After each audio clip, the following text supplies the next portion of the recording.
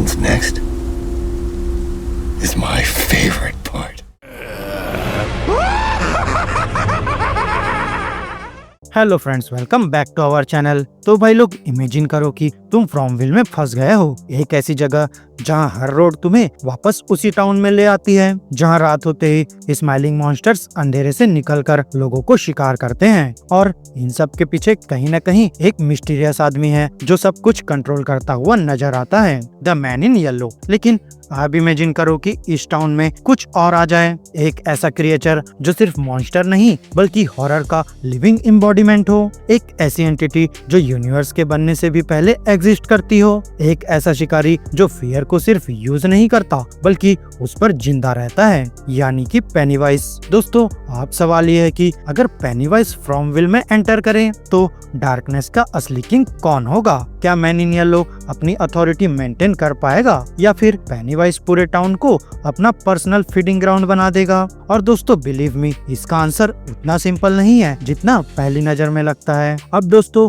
सबसे पहले हमें समझना होगा कि मैन इन येलो असल में है क्या। तो भाई लोग, जब से उसने फ्रॉम में अपीयरेंस दी है, फैंस उसे सिर्फ एक और मॉन्स्टर नहीं मानते बल्कि यहाँ उसकी प्रेजेंस ही अलग फील होती है। और फिर जब वो स्क्रीन पर आता है तो ऐसा लगता है जैसे टाउन के सारे क्रिएचर्स उसके नीचे काम कर रहे हो। यहाँ वो खुद रेयरली किसी को फिजिकली अटैक करता है, उसकी पावर कुछ और है, वो लोगों के माइंड्स के साथ खेलता है, डाउट क्रिएट करता है, लोगों को मैनिपुलेट करता है, वहीं उनके फियर्स और इनसिक्योरिटीज को वेपन बना देता है। और भाई लोग, इसी वजह से कई व्यूअर्स उसे फ्रॉमविल का पपेट मास्टर मानते हैं। यहाँ ऐसा लगता है जैसे वो डायरेक्टली उस फोर्स से कनेक्टेड है जो पूरे टाउन को कंट्रोल कर रही है। लेकिन फिर पेनीवाइज को समझने के लिए हमें थोड़ा और डीप जाना पड़ेगा, क्योंकि बहुत से लोग आज भी उसे सिर्फ एक किलर क्लॉन समझते हैं, लेकिन रियलिटी उससे कहीं ज्यादा टेरिफाइंग है। दोस्तों, यहाँ पेनीवाइज सिर्फ एक डिस्गाइज है, एक मास्क है, बल्कि यहाँ असली एंटिटी का नाम है इट। यहाँ स्टीफन किंग की लोर के अकॉर्डिंग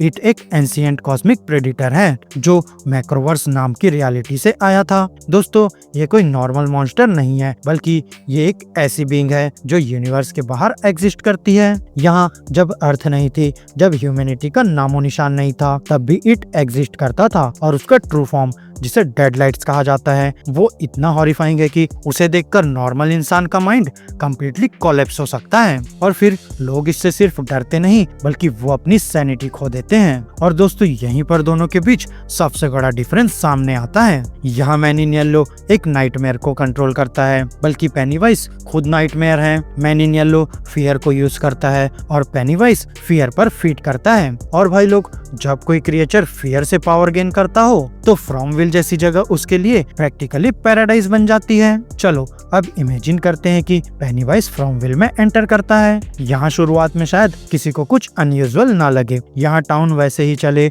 मॉन्स्टर्स वैसे ही रात को निकले, रेजिडेंट्स वैसे ही सर्वाइवल की स्ट्रगल में लगे रहे। लेकिन फिर धीरे धीरे अजीब चीजें होने लगे, कुछ लोग डिसअपीयर होने लगे, लेकिन मॉन्स्टर्स की वजह से नहीं। और फिर बच्चे क्लेम करने लगे कि उन्होंने जंगल के पास एक क्लॉन देखा है, कभी रोड के कॉर्नर पर, कभी किसी अबेंडन हाउस के अंदर, कभी किसी खिड़की के बाहर, एक ऐसा क्लॉन जो बस खड़ा रहता है और मुस्कुराता रहता है। तब नेचुरली लोग सोचेंगे कि ये टाउन का ही कोई नया इल्यूजन है, शायद मैन इन येलो का कोई नया गेम, शायद फ्रॉमविल का कोई नया हॉरर। लेकिन दोस्तों, रियलिटी में वो कुछ और ही होगा। यहाँ पेनीवाइज टाउन के सिस्टम का पार्ट नहीं होगा बल्कि वो एक आउटसाइडर होगा, एक इन्वेडर। और दोस्तों, उसके आने के साथ ही टाउन की फियर इकोनॉमी बदलनी शुरू हो जाएगी। अब सोचो जरा, बॉयड के पास कितना गिल्ट है, विक्टर के पास कितने ट्रॉमेटिक मेमोरीज हैं, टेबिथा कितनी अनआंसर्ड क्वेश्चन के साथ जी रही है, वहीं सेरा कितने रिग्रेट्स कैरी करती है। और यहाँ फ्रॉमविल का हर रेजिडेंट इमोशनल स्कार्स से भरा हुआ है। और दोस्तों, ये सब पेनीवाइज के लिए फ्यूल की तरह काम करता है और यहाँ उसे फियर क्रिएट करने की जरूरत ही नहीं पड़ेगी। यहाँ टाउन पहले ही उसके लिए सारी ग्राउंड वर्क कर चुका होगा और उसे सिर्फ एग्जिस्टिंग फियर्स को एक्सप्लॉइट करना होगा। अब बॉयड उन लोगों को देखना शुरू करेगा जिन्हें वो बचा नहीं सका। विक्टर का पास्ट उसके सामने फिर से जिंदा हो जाएगा। टेबिथा को लॉस्ट चिल्ड्रन की वॉइसेस सुनाई देने लगेंगी। तब धीरे धीरे लोग रियलिटी और इल्यूजन के बीच डिफरेंस करना बंद कर देंगे। और दोस्तों, जब फियर इतने लेवल तक स्प्रेड हो जाएगा तब मैन इन येलो को एहसास होगा कि यहाँ कुछ गलत हो रहा है। अब पहली बार उसे लगेगा कि कोई और भी है जो लोगों के माइंड्स के साथ खेल रहा है, कोई और जो फियर को कंट्रोल कर रहा है। और फिर सबसे बुरी बात कि फियर जो पहले फ्रॉमविल को स्ट्रेंथ करता था वो अब किसी और को फिट कर रहा होगा, मतलब कि पेनीवाइज को। और फिर दोस्तों यहीं से दोनों एंटिटीज के बीच असली कॉन्फ्लिक्ट शुरू होगा। यहाँ man in yellow naturally situation को समझने की कोशिश करेगा,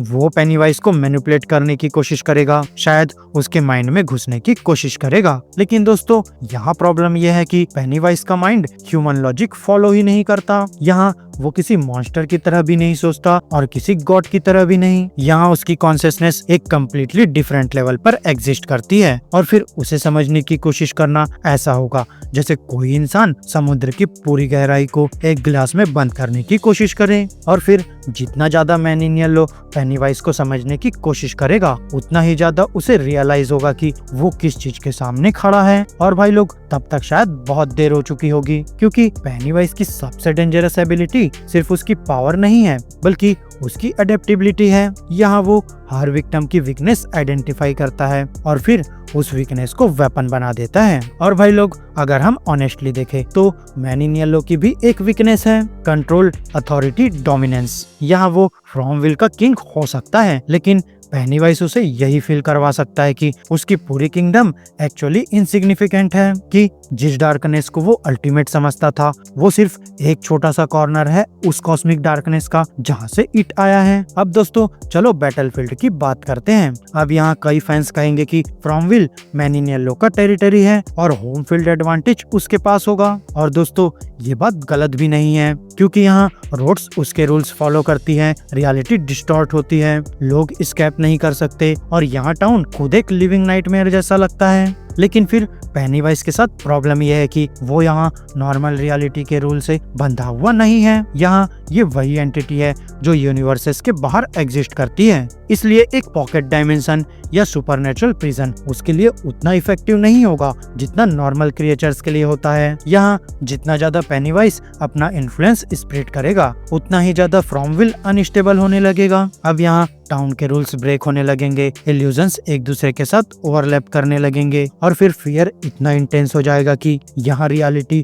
और नाइटमेयर के बीच की लाइन कम्प्लीटली ब्लर हो जाएगी। और दोस्तों फिर आएगा वो मोमेंट जहाँ दोनों entities directly face to face होंगी। अब यहाँ मैन इन येलो अपनी पूरी पावर अनलिश करेगा, visions, hallucinations, madness, psychological attacks, और शायद पूरा टाउन उसके साथ मिलकर फाइट करता हुआ नजर आए। लेकिन पेनीवाइज के लिए ये सब नया नहीं होगा, क्योंकि उसने सिविलाइजेशंस को कोलैप्स होते देखा है, उसने जनरेशंस को फियर में जीते और मरते देखा है। और फिर दोस्तों धीरे धीरे क्लोन का मास्क डिसॉल्व होना शुरू होगा। अब यहाँ रियलिटी बैंड होने लगेगी, हवा तक अजीब महसूस होने लगेगी और फिर दोस्तों डेडलाइट्स की एक झलक सामने आएगी, सिर्फ एक ग्लिम्स, पूरा फॉर्म भी नहीं, लेकिन यहाँ उतना ही काफी होगा, क्योंकि डेडलाइट्स कोई नॉर्मल अटैक नहीं है बल्कि वो एक रेवलेशन है, एक ऐसी ट्रूथ जो मॉर्टल माइंड्स प्रोसेस नहीं कर सकते। अब दोस्तों उस मोमेंट में मैन इन येलो को पहली बार समझ आएगा कि उसके सामने खड़ा क्रिएचर असल में क्या है, एक ऐसी एंटिटी जो स्टार्स से पुरानी है,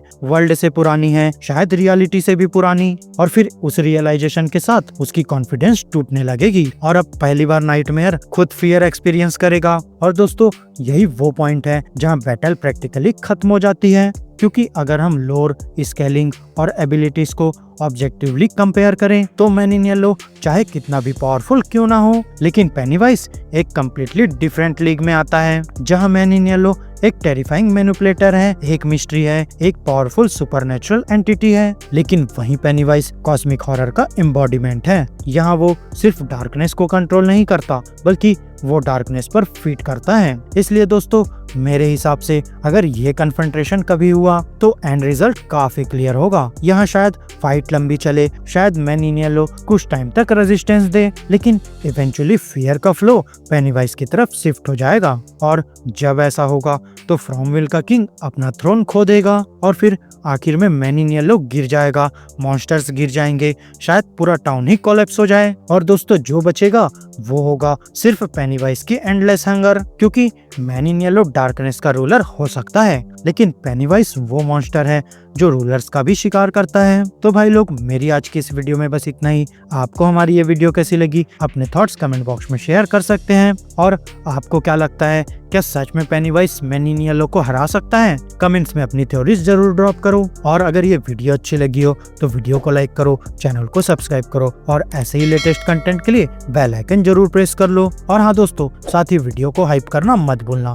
तो अब मैं मिलूंगा आपसे अपनी नेक्स्ट वीडियो में। तब तक के लिए स्टे geeky, स्टे देसी दोस्तों। I couldn't come to them as I was. Not with everything they learned.